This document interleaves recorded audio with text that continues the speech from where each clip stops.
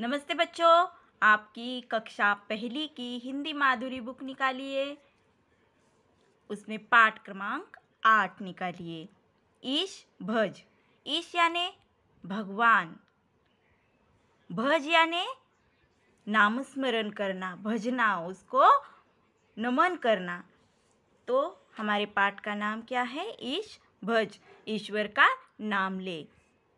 तो शब्द देखो दिए हैं उसके नीचे। नर, भय, तज, रे, छल। तो चलते हैं पाठ की ओर। ईश भज नर। नर यानी आदमी को कहा है, पुरुष।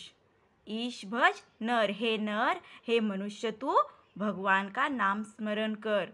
भय तज कर। भय यानी डर, तजना यानी दूर करना। भय को दूर करके तू भगवान का नाम ले। भगवान का नाम लेने से तेरा भय दूर हो जाएगा। हर हर कर। हर यानी ईश्वर, हर हर कर यानी कि भगवान का नाम ले। ईश भज नर।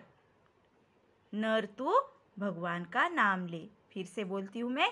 ईश भज नर, भय तज कर, हर हर कर।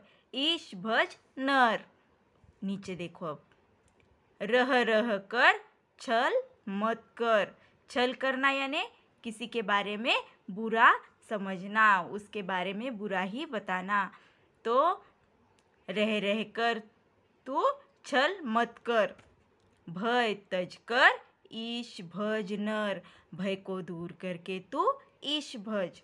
फिर से बोलती हूँ। रह रह कर, छल मत कर, भय तज कर, ईश भज नर।